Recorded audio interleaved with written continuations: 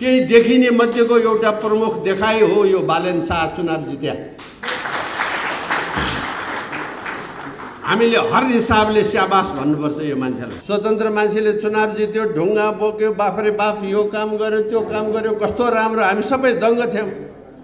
अब अर्को मेयरलाई आमचाकारी गाली गर्न थाल्यो। अब बढ्ता भएर त्यो आफ्नो काम गर्नु कहाँ छ अर्को मेयरलाई के खान गाली गर्छन्।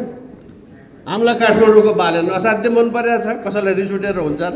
नियम मिचेर मन परी लुटेर खाने बानी लागेकोहरूलाई खबरदार यो काम गर्न दिन्न भन्ने बालेनलाई मद्दत नगर्ने। अब पढेको एउटा मान्छे इन्जिनियर आएर काम गर्न थाल्यो भने ल इन्जिनियरले मेयर हुने हो भन्छ भाइ। यो अर्को ढुङ्गा बोक्ने चाहिँ यो डाका यो लुटा। म तेराएर भन्दैछु यो आजको सरकार यो पार्टी यो डाका यो लुटा। कहाँ छ त्यो पार्टी काङ्ग्रेस? त्यो काङ्ग्रेस हो? त्यो काङ्ग्रेस त्यस्तो हुन्छ? कहाँ छ त्यो माओवादी भन्ने? माओवादी त्यस्तो हुन्छ? हामीले पास गरेर पठाएको र राष्ट्रपतिले दोहोऱ्याएर पठाउने भनेर जस्ता तस्तै पास गरिदिए भनेर शेरबहादुरले फुर्ती लाएर हुन्छ र? देश उसको बाउको सम्पत्ति हो र? त्यसरी बेच्न पाइन्छ र? लाज लाग्नुपर्छ प्रचण्डजीलाई। यदि माओको जस्तै व्यवस्थाको खोजेको हो भने बिरुवा रोप्ने बानी लागेको प्रचण्ड भएको भए यो देश अहिलेसम्म हराभरा भइसक्थ्यो। ऊ त मास्न मात्रै जाने। यो नेपालीको संविधानै होइन, नेपालीले बनाएकै होइन, नेपालको लागि नै होइन।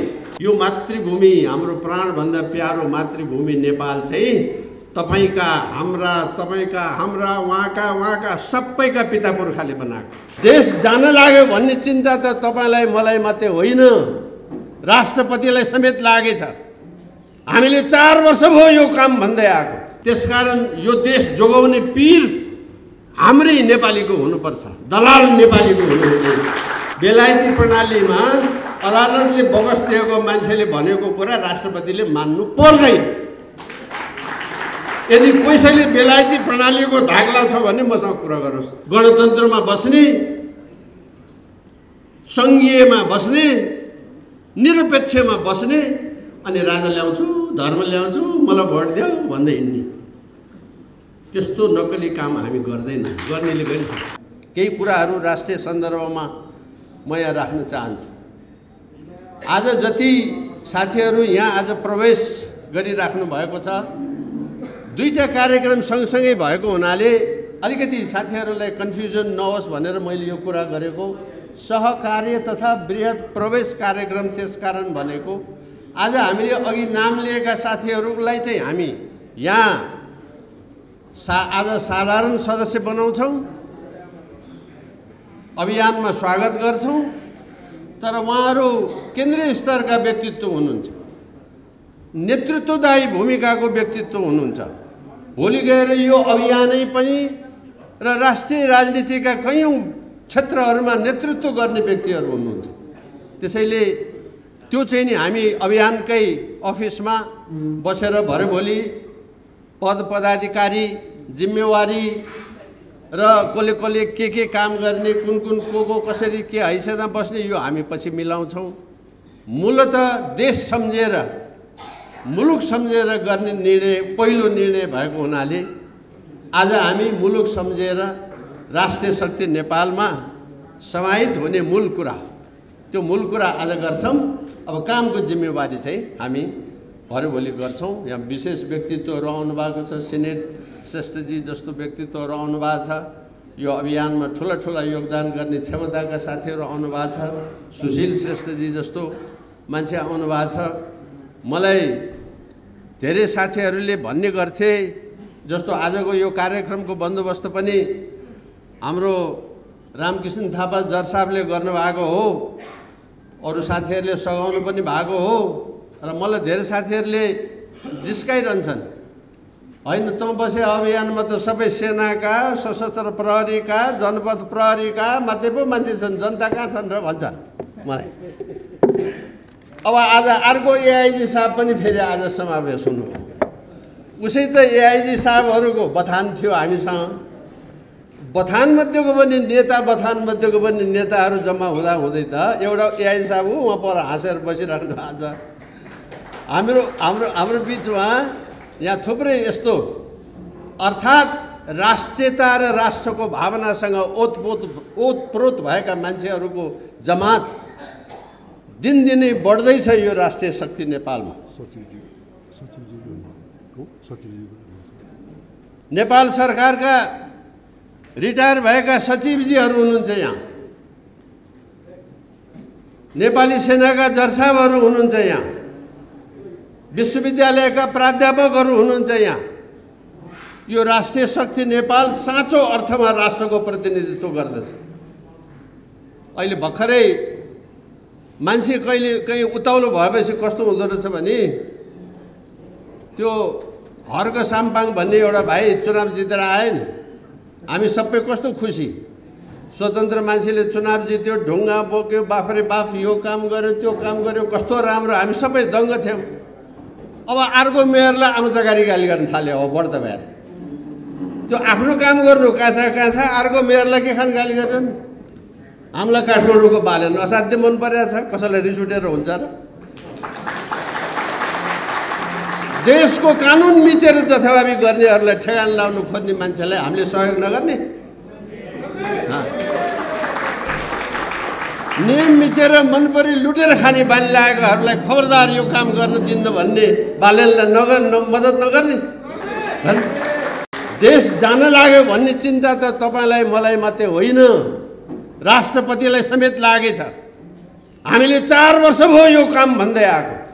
ए देश जान लाग्यो बाबा, देश बर्बाद भयो बाबा भनेको हामीले अहिलेदेखि हो। दलमा बसेर यो काम हुँदैन। स्थानीय निर्वाचनमा दलविहीन निर्वाचन हुनुपर्दछ।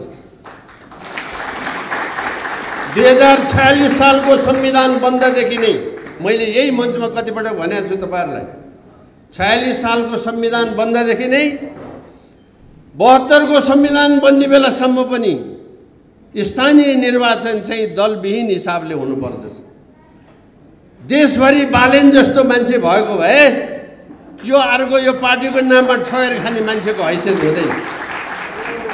अहिले हेर्नुहोस् त बिचरा यो उपमेयरको गति, यति राम्री मान्छे छन्, काम गर्न आएकी छिन्, तर एउटा पार्टीकै छिन्। बालेन डोजर लिएर सडक कुदिरहेछ, ऊ बिचरा चुइकै गर्न सक्दैन, किनभने ऊ पार्टीको मान्छे, ऊ त बिचरा भएको छ। राम्रो गर्छु भन्ने मान्छेलाई पनि ठाउँ छैन। त्यसैले माथिल्लो देशको बन्दोबस्त पार्टीले गर्नुपर्छ, स्थानीय तह पार्टी बेगरले गर्नुपर्छ। गाउँ गाउँमा के भयो, आँगन जोडिएको छिमेकीको आँगनमा लास पर्दाखेरि जोडिएको मान्छे अब त्यहाँ साथ नदिने भयो। यो त काङ्ग्रेस मर्यो, छिमेकी त माओवादी छ। मर्या काङ्ग्रेसको मलामी माओवादी कसरी जाने? ऊ त मार्न पल्केको, झन् ऊ जान्छ र मलाई। माओवादी भने त मान्छे मार्नुपर्छ भन्ने मान्छे, आकाशमा चिलगिद्ध उडाएर त्यसको शोषण गर्ने दल, जनता फटाउने। लाज लाग्नुपर्छ प्रचण्डजीलाई। यदि माओको जस्तै व्यवस्थाको खोजेको हो भने माओवादीले यत्रो शासनमा परिवर्तन गर्दाखेरि देशभरि बिरुवा रोपेको भए आज चुरेको यो हालत हुँदैन थियो। 10 वर्ष 20 वर्ष 30 वर्षदेखि माओवादी भन्ने नामको तत्त्वले रचनात्मक काम गरेको भए आज देशको यस्तो दुर्गति हुँदैन थियो। उसले त लुट्न मात्रै जानेको, पिट्न मात्रै जानेको, मार्न मात्रै जानेको, खोस्न मात्रै जानेको, बनाउन जाने छैन। अब हर्क साम्पाङ कहाँ गएर एउटा बिरुवा ठुसो बिरुवा रोप्न गएछ बा नाटक गरेर।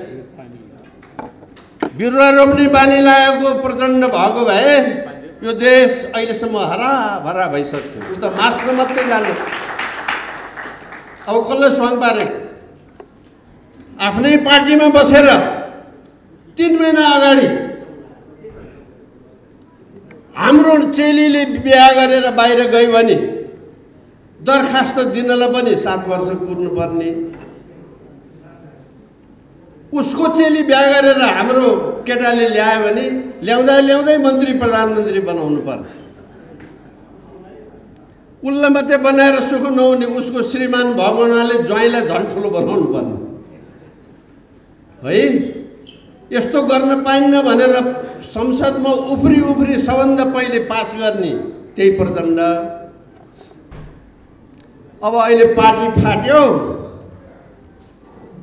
अस्ति दिल्ली पुगेर आयो, अब त्यो प्रस्तावै उसलाई नचाहिने भयो। अब जे भए पनि हुने। अलिकति विचार गर्नुहोस् त, राष्ट्रप्रति घात गर्नेको एउटा सीमा हुन्छ नि। हामीले कसैको विरुद्धको जाने कुरा होइन। स्वाभिमानी राष्ट्रले,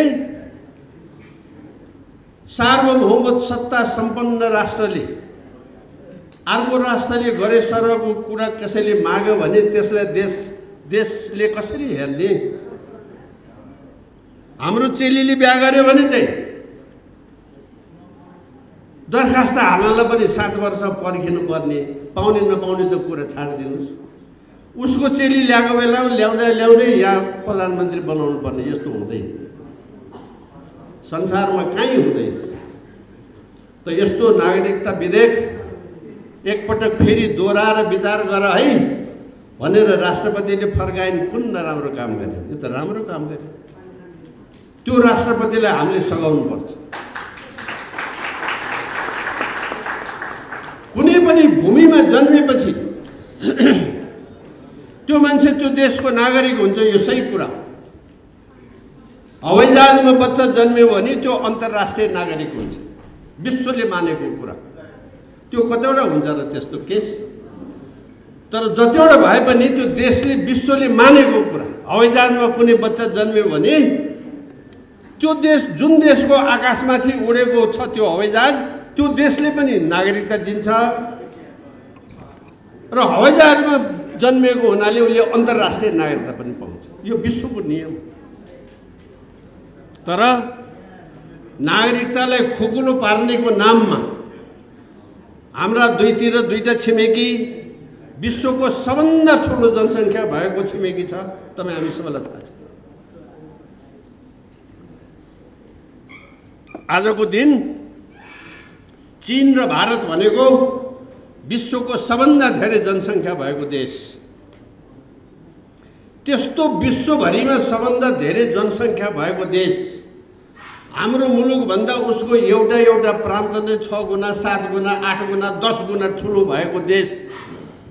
त्यस्तो देशले समेत पनि आँट्न नसकेको फ्री नागरिकता यिनका बाउले आँट्ने, नेपालमा कसरी अटाउँछ यस्तो कुरा?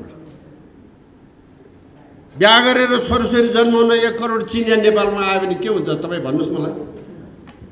हिजो त हिमाल पर्खाल थियो, आज हिमाल पर्खाल छैन।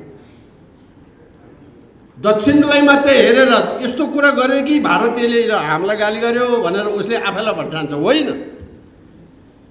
यहाँ लाखौँ तिब्बती शरणार्थी छन्, उनले यहाँ बिहा गरेर बसेका छन्, तिनको छोराछोरी अलपत्र परेका छन्।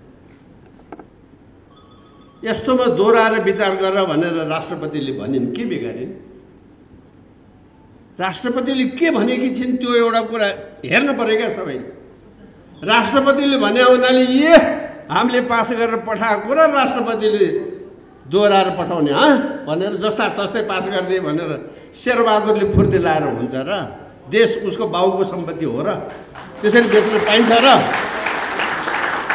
आम नेपालीले बाँचुन्जेल सङ्घर्ष गर्नुपर्ने कुरा छैन। नेपाली नारीहरूले बाउको पहिचान खोज्दाखेरि हाम्रो बेइज्जत भयो भने बेला बखतमा कति कुरा सही पनि भयो, तर त्यो त आइसोलेटेड केस हो। ऊ जुगदेखि एउटा कमिटी बसेर देशको लागि विशेष योगदान दिएका, विशेष अप्ठ्यारोमा परेका वा देशमा नागरिकता नदिएदेखि उसको जिन्दगी बर्बाद हुने अवस्था भएको अवस्थामा केन्द्रीय समिति, पटके समिति बनाएर त्यस्तो केसलाई विशेष तरिकाले हेर्दै नागरिकता दिने चलन त संसारभरि छ नि, नेपालमा पनि हुन्छ। म तपाईँहरूलाई एउटा कुरा भनौँ,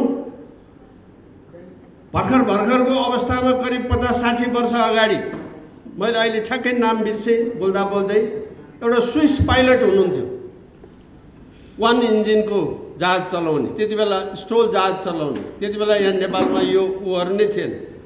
नेपालका टोनी हेगन होइन, टोनी हेगन त किताब लेखन, त्यो पाइलट चाहिँ नि 30 वर्ष नेपालमा त्यस्तो जोखिमपूर्ण जहाज चलाएर नेपालको सेवा गर्नुभयो। पछि उहाँले नागरिकता हुनु नेपालको नागरिकता लिन खोज्नुभयो, नागरिकता दिने बाटो छैन। राष्ट्रले एउटा समिति बनाएर यस्तो विशेष योगदान दिएको मान्छे भनेर विशेष प्रकारले विशेष तरिकाले उहाँलाई नागरिकता दिन सकिन्छ। नेपालमा पनि त्यस्तो विशेष, तर यो आम नियम लागू हुँदैन। एकछिन विचार गर्नुहोस्, पहिलेको जस्तो अवस्था होइन। आज रोहिङ्गा छन्, कहाँबाट आए ती? हाम्रो देशभन्दा कति परबाट आएका छन्, यहीँ बसेका छन्, यहाँ जन्मिया छन्। नेपालको माटोमा जन्मेको त हाम्रो अस्पतालले प्रमाणित गर्छ। नेपालमा जन्मिया हो भने हो। अब त्यो नेपालमा जन्मिया जति सबैलाई नेपाली नागरिकता दिउँ। उसको बाउ रोहिङ्गा छ, आमा रोहिङ्गा छ, बाउ र आमा त्यस्तो छैन। खालि यहाँ हेर्ने दृष्टिकोण हिन्दुस्तानपट्टि मात्रै हेर्ने दृष्टिकोण यो गलत दृष्टिकोण। एकछिन विचार गर्नुहोस्, रोहिङ्गा पनि छ, भुटानी पनि छ, हिन्दुस्तानी पनि छ। आजभोलि नेपाली संसारभरि छन्, संसारभरिका छोरीचेली बिहा गरेर ल्याएका छन्, नेपालीका छोरीचेली संसारभरि गएका छन्। 20 वर्ष पछाडि विचार गर्नुहोस्, यस्तो हुँदैन। यस्तो कुरामा एकताले दोहोऱ्याएर विचार गर।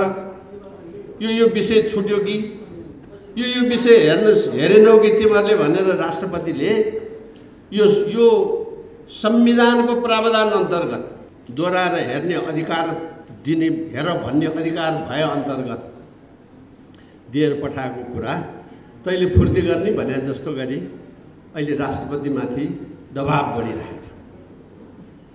एकछिन विचार गर्नु साथीहरु, हामीले अपनाएको व्यवस्था बेलायती वेस्ट मिनिस्टेरियल व्यवस्था हो। बेलायती व्यवस्थामा राष्ट्रपतिले, बेलायतको महारानीले वा राष्ट्र प्रमुख जो हुन्छ त्यो प्रमुखले अर्थ विधेयकमा चाहिँ त्यस्तो गर्न पाइँदैन। अरु सारा विधेयकमा दोहोऱ्याएर हेर भन्न पाइन्छ। राष्ट्र प्रमुखले दोहोऱ्याएर हेर भनेपछि त्यसलाई गम्भीर रूपमा लिएर दोहोऱ्याएर हेरेर अनेक विधेयकहरू फिर्ता भएका छन्, सुधारिएका छन्, छुटेका कुराहरू मिलाइएका छन्। यो बेलायती प्रणाली हो, त्यसलाई वेस्ट मिनिस्टेरियल प्रणाली हुन्छ। अब यिनीहरू यहाँ अहिले मन्त्रीमण्डलका मान्छेका शेरबहादुरका फ्याउराहरूको कुरा सुन्नुभयो भने के भन्छ भने, ल बेलायती प्रणालीमा त संसदले पास गरेर पठाएपछि, माथिल्लो सदनले पनि पास गरेर पठाएपछि राष्ट्रपतिले दोहोऱ्याएर हेर भने पनि फेरि दोहोऱ्याएर पठाइदिएपछि त राष्ट्रपतिले नाइ भन्न पाइँदैन।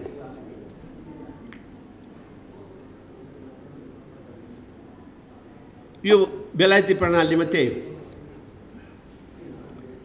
म तपाईहरुलाई सम्झाउँ कि नेपालको राजनीति आजको दिन कुनै प्रणाली, थिति र बेलायती प्रणाली अनुसार छ।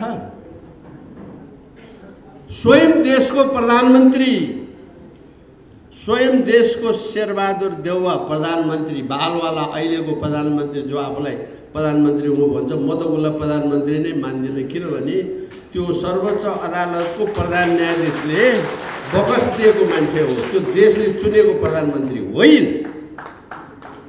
बेलायती प्रणालीमा अदालतले बकस दिएको मान्छेले भनेको कुरा राष्ट्रपतिले मान्नु पर्दैन।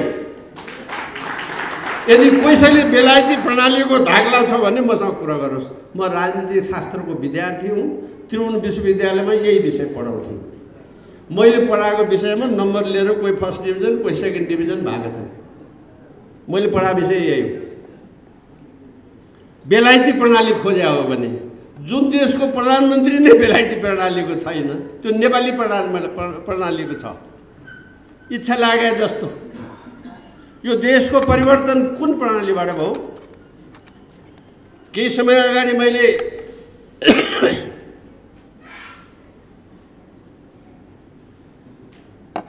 महाराज सरकारको दर्शन पाएको थिएँ। मैले महाराज सरकारमा जाहेर गर्ने सरकार स्वयं सरकारले पनि आफूसँग नभएको अधिकार प्रयोग गरिबक्स्यो। अनि किन नहुनु त यस्तो भाडुभाइले हुने नै भयो। मैले राजालाई भनेको कुरा सार्वजनिक रूपमा भन्दैछु। आज कुन चाहिँ देशको राष्ट्रपतिलाई अवधि सकेर 2 वर्ष घर बसिसकेको सांसदलाई फेरि बकस दिएर पुनर्स्थापना गर्ने अधिकार कोसँग छ भन्नुहोस् मलाई। यो देशको परिवर्तनको कुरा जो गर्छ नि त्यसले सार्वजनिक रूपमा नैतिक रूपमा शिर छाडो गरेर भन्नुहोस् कि त्यो जनताले जितेर आएको मान्छेले ल्याएको परिवर्तन हो। राजाले पुनर्स्थापना गरिदिए संसदले। पुनर्स्थापना पनि कल गरे भन्दा अवधि सकेर 2 वर्ष घर बसिसकेका लाउके जो चुनाव कहिले जितेर फेरि जित्दैन त्यस्ता मान्छेलाई पुनर्स्थापना गरिदिए। 17,000 मान्छे मारे बापतका ज्यान मार 83 जनालाई बकसी बनाइदिए। अब ज्यान मार 83 जना र अवधि सकिया संसद मिलेर राजा छैन भन्दा राजा छैन। यो कस्तो चिज हो? धर्म छैन भन्दा धर्म छैन। संहिता लागू भयो भन्दा संहिता लागू भयो। किन मान्ने यस्तो कुरा? हामी यस्तो कुरा मान्दैन। राष्ट्रिय शक्ति नेपाल यस्तो कुरा मान्दैन। त्यसो भएर हामी दोस्रो राप्रपा हुन चाहदैनौँ। हामी चुनाव लड्दैनौँ भने कारण त्यसो भएर गणतन्त्रमा बस्ने, सङ्घीयमा बस्ने, निरपेक्षमा बस्ने अनि राजा ल्याउँछु धर्म ल्याउँछु मलाई भोट देऊ भन्दै हिँड्ने त्यस्तो नक्कली काम हामी गर्दैनौँ। गर्नेले गरिसक्छ। अब हुने चुनावको कुरा पनि राष्ट्रिय शक्ति नेपालको के विचार हुन्छ तपाईँ त्यही अनुसार विचार गर्नुहोस्। पत्रकार साथीहरूलाई जानकारीको लागि भने मैले व्यवहार के हो गर्नुपर्ने के हो त्यो आफ्नो ठाउँमा छ। जनताको धाक लागेको छ राजेश्वर देवकोटालाई हेर्नुहोस्। उसै त फुच्चो मान्छे।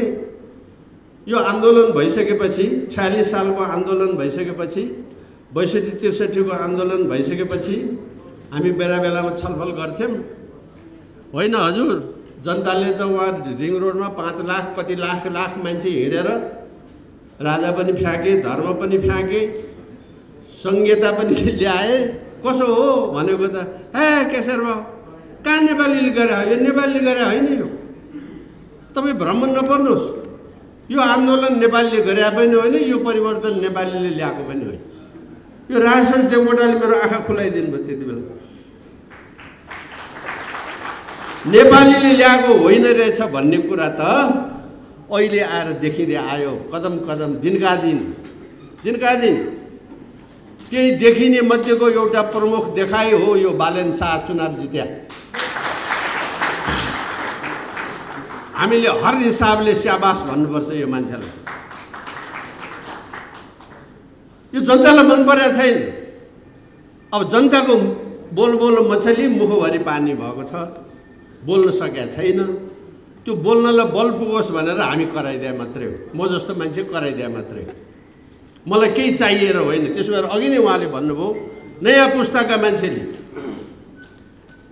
नयाँ पुस्ताले यसलाई बोक्नु पर्यो। अब हामीले त दियो बालिदिया मात्रै हो। अब आगो बनाउने काम नयाँ पुस्ताको। उहाँ दाइ आदित्यमान दाइले अस्ति बोल्नुभयो तपाईँहरूले मलाई यहाँ किन बोलाएको? राष्ट्रपतिले बोलाउनु भएको छ उहाँलाई राय सल्लाह लिनलाई। मैले त फेसबुकमा उहाँले बोले हेरे हूँ। पछि एउटा उहाँ सम्मेलन गर्नुभएको छ हाम्रो योगीजीले, हाम्रो किशोरी महतोजीहरूले त्यहाँ उहाँले बोले सुने हूँ। म यो देशको संविधान नै मान्दिनँ, मलाई किन बोलायो तपाईँहरूले भन्नुभएको छ उहाँले। अब यो संविधानमा यसो हुनुपर्छ उसो हुनुपर्छ त्यस्तो कुरो गर्ने किन बेकार समय खेर फाल्नुहुन्छ?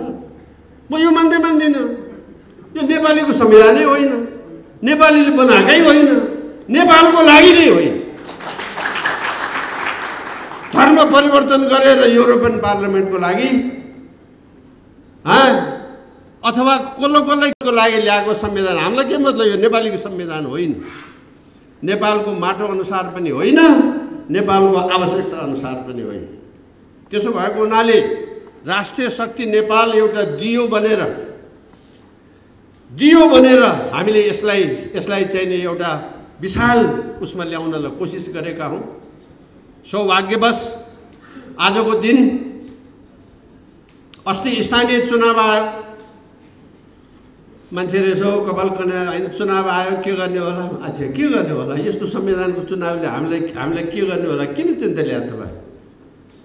आज उहाँ रामबहादुरजी त जानुभयो नि, श्यामबहादुरजी त जानुभयो नि, चुनावमा चाहिँ त जानुभयो नि।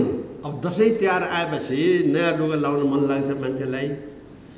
अब नयाँ लुगा लाउनु को गए, तपाईँ चाहिँ किन बस्यो? नयाँ लुगा लाउने विचार छैन?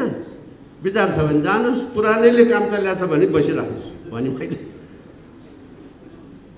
अब फेरि अहिले चुनाव आएको छ, दसैँको रमझम सुरु भएको छ। चुनाव सकिया भोलिपल्ट अनि स्थिति हुन्छ। कहाँ छ यहाँ प्रजातन्त्र? दुनियाँमा प्रजातन्त्रको नाममा फलानु जिल्लाको फलानु निर्वाचन क्षेत्रमा माओवादीको फलानुलाई उठाउने, फलानु जिल्लाको फलानु निर्वाचन क्षेत्रमा काङ्ग्रेसको फलानुलाई उठाउने। कहाँ छ त्यो पार्टी काङ्ग्रेस? त्यो काङ्ग्रेस हो? त्यो काङ्ग्रेस त्यस्तो हुन्छ? कहाँ छ त्यो माओवादी भन्ने? माओवादी त्यस्तो हुन्छ? जनतालाई बाध्य पार्ने, हाल मैले नजितिकन सुकै चाहिँ लौ त नदे भनेर जबरजस्ती गर्ने यस्तो चुनावमा भाग लिने के गर्ने? यस्तो चुनाव होइन। अब चुनावमा दरखास्त हालिसकेपछि त अनेक हुन्छ नि। फेरि अब दसैँ तिहारको मौका छ, यो अनेकवाला कामको लागि जाने रहरवालाहरूले गएको हुन्छ। त्यस्तो रहर भएको जतिलाई कसैले छेक्न सक्दैन। राष्ट्रको राजनीति भनेको त्यस्तो हुँदैन। राजा नाम नीति राजनीति हो। यहाँ धेरै राजनीतिलाई बुझ्ने कुरा चाहिँ के भने भाँड भैलोको नाम, जथाभावीको नाम, ठगीको नाम, बेइमानीको नाम, लुच्चाइको नाम राजनीति त्यो होइन। त्यो त अर्कै नीति हो। राष्ट्रिय शक्ति नेपालले एउटा स्थिर, दिगो, साँचो अर्थमा प्रजातन्त्रवादी, साँचो अर्थमा यो देशको सीमालाई हेरेर, हाम्रो भूगोललाई हेरेर, हाम्रो आर्थिक क्षमतालाई हेरेर, हाम्रो सैनिक क्षमतालाई हेरेर, हाम्रो आजको दिनको अन्तर्राष्ट्रिय राजनीतिको परिवेशमा हाम्रो भूमिकालाई हेरेर, हाम्रो शैक्षिक स्तरलाई हेरेर, हाम्रो चेतनाको स्तरलाई हेरेर यो संस्था मास्ने बेला भएको छैन। यो देशलाई राजाले हामीलाई केही दिया हुनाले यो गर्नुपर्ने होइन। राज संस्था भएन भने राष्ट्रपति हुँदा त पार्टीको राष्ट्रपति हुने रहेछ, देशको राष्ट्रपति नहुने रहेछ। हामीले अहिले यति जोडले बालवाला राष्ट्रपतिलाई समर्थनको कुरा गरेका छौँ। उहाँ राष्ट्रको राष्ट्रपति हुने बाटोतिर हिँड्नु भएको हो कि जस्तो लागेर हो। नत्र केही समय अगाडिसम्म हालको राष्ट्रपतिलाई मै पनि आलोचक थिएँ। खै उहाँ राष्ट्रपति त हुनुभयो, एउटा दलको राष्ट्रपति हुनुभयो, दलभित्र पनि गुटको हुनुभयो, गुटभित्र पनि एउटा व्यक्तिको हुनुभयो। त्यस्तो राष्ट्रपति के काम? हामीलाई त देशको राष्ट्रपति चाहियो भन्दै थिएँ मै पनि। मैले पटक भाषणमा त्यस्तो भनेको छु। तर अहिले यो नागरिकताको विधेयकले राष्ट्रपतिले साँचो अर्थमा राष्ट्रपति हुनु खोज्या हो कि जस्तो लागेर मलाई सघाउन मन लागेको छ। म तपाईहरुको पत्रकार साथीहरुको मार्फतबाट, राष्ट्रिय शक्ति नेपालको मार्फतबाट, यहाँ उपस्थित हुनुभएका सबै साथीहरुको मार्फतबाट सम्माननीय राष्ट्रपति महोदयलाई कृपया खुट्टा टेक्नुस्, दोहोरोसँग खुट्टा टेक्नुस्। तपाईलाई यो देशले चिरकालसम्म सम्झिरहन्छ। धन्यवाद भनेर उहाँलाई रिक्वेस्ट गर्ने कुरा यही। हेर्नुहोस्, अरू देश पनि बने, हामी पनि बन्यौँ। हामी बन्नु र अरू बन्नुमा आकाश जमिनको फरक छ। अरू देश अर्काले बनाइदिया देश, त्यसरी बुझौँ। यो हिन्दुस्तान भन्ने देश हिन्दुस्तानीले बनाएको देश होइन, यो त बेलायतीले बनाइदिया देश। पाकिस्तान भन्ने देश पाकिस्तानीले बनाएको होइन, त्यो बेलायतीले बनाइदिए देश। संसारभरि तुर्किसले कतिवटा देश बनाइदिए, रोमनले कतिवटा देश बनाइदिए, बेलायतीले कतिवटा देश बनाए, रसियनले कतिवटा देश बनाए, अमेरिकनले कतिवटा देश बनाए। यो मातृभूमि, हाम्रो प्राणभन्दा प्यारो मातृभूमि नेपाल चाहिँ तपाईका हाम्रा उहाँका सबैका पिता पुर्खाले बनाएको। दुधे बालकलाई काखी चापेर लड्न गएर जोगाएको अर्काले बनाइदिया होइन। त्यसकारण यो देश जोगाउने पीर हाम्रै नेपालीको हुनुपर्छ, दलाल नेपालीको हुनुहुँदैन। हामी नेपाली आजको दिन बेला बखतमा भ्रममा छौँ। कसले कसलाई यो चाहिँ म चाहिँ ठुलो, म चाहिँ सानो, के यो सबै यो बिचको फुटाउ र राज्य गर्नवाला नीतिबाट हामी पीडित छौँ। एक नेपालीले अर्को नेपालीलाई इज्जत गर्न अझै जानेको छैन। हिन्दुत्वको कुरा गर्यो भने बुद्धिस्टले चित्त दुख्ने कुरा गर्छ मान्छेले, यो गलत कुरा। बुद्ध उत्तिकै नेपाली हो। बुद्धले चित्त दुखाएर नेपालको हिन्दुत्व सफल हुँदैन। यो अन्त देशको जस्तो हिन्दुत्व होइन। किराँतलाई चित्त दुखाएर नेपालको हिन्दुत्व सफल हुँदैन। 1000 वर्षसम्म राज्य गरेको किराँतलाई अहिलेको फुच्चे फाच्चे तपाईँ हामी जस्ताले के को फुर्ती लाएर कुरा गर्ने? शाहवंशको राज्य त 300 वर्ष नै हो। पृथ्वीनारायण शाहको अस्ति मात्रै हामीले 300 वर्षको दिवस मनाएको होइन। त्योभन्दा अगाडि कति सय वर्ष कुन चाहिँ शाखाले काम गर्यो, त्योभन्दा अगाडि कति 1000 वर्ष किराँतले काम गर्यो। यो देश त्यसरी बनेको देश, सबैले यसरी बुझौँ। त्यसकारण अहिले यहाँ भर्खरै म आउँदै टिभीमा हेरेँ, मलाई बडो हृदय नै पोलेर आयो। नेवार साथीहरू एक थरीले ल हामीलाई हेप्यो के भन्यो, जथाभावी भन्यो। त्यो भन्ने पनि बदमास। अब नेवार जाति एक भएर बाँकी नन नेवार जातिलाई कुटौँ भन्ने अर्को बदमास। यस्तो काम गर्नु हुँदैन। यस्तो गर्यो भने 100 थरी नेपाली 100 थरीमा विभाजन भयो भने यो देश रहँदैन। फेरि देश नरहने कुरा हो।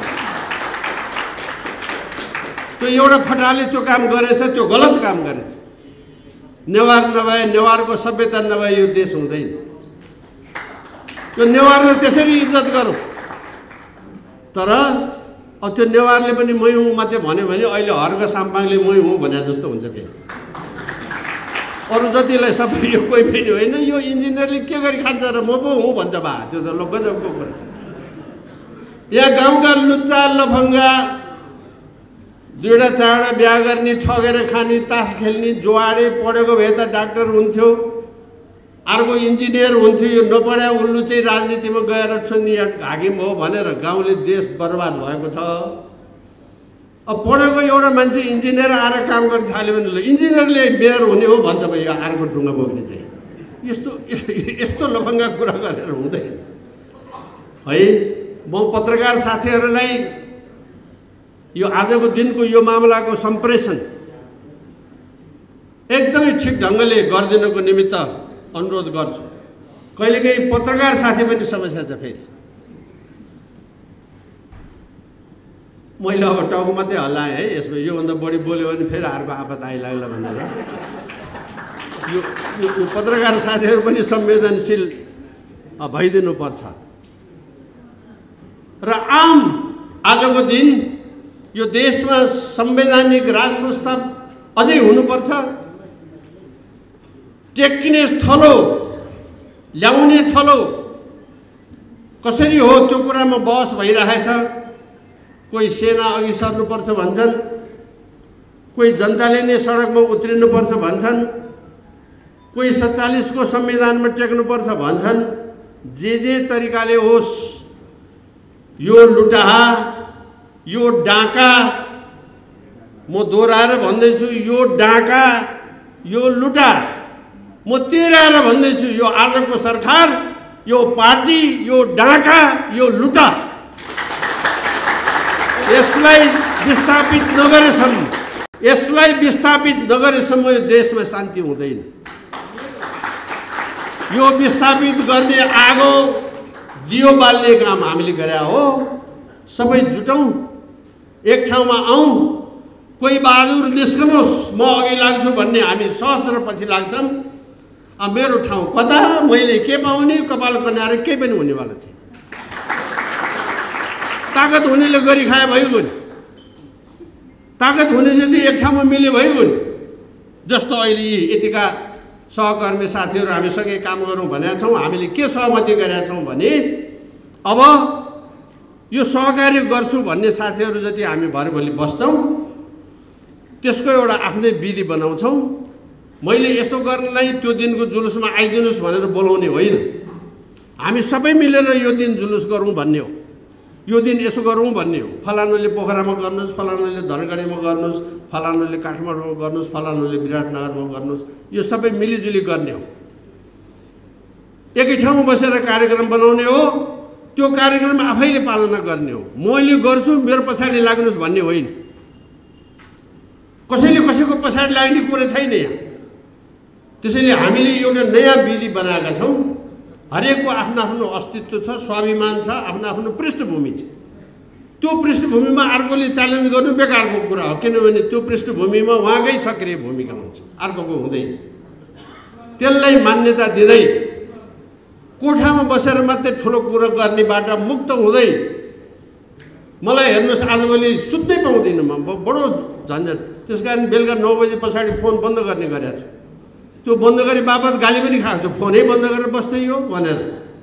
बन्द गरेन भने राति 11 बजे, 12 बजे, 1 बजे, 2 बजे टरेर फोन आयो, के जरुरी भयो कि भनेर फोन उठायो। केशर बाजी के छ त देशको हालखबर? हालखबर कोही बताऊ, सुतेर बिहान गर्न पाएको छैन, के देशको हालखबर बताऊ। होइन ठिकै छ, तपाईँले के भयो, तपाईँलाई झर्को लाग्यो क्या? उसले गाली गर्न सुरु गरिहाल्यो। राति 2 बजे फोन गरेछ, 1 बजे फोन गरेछ, के छ भन्नुहोस् न, म भन्यो भने तपाईँ झर्किनु भयो बेकार, उल्टो फेरि गाली गर्छ।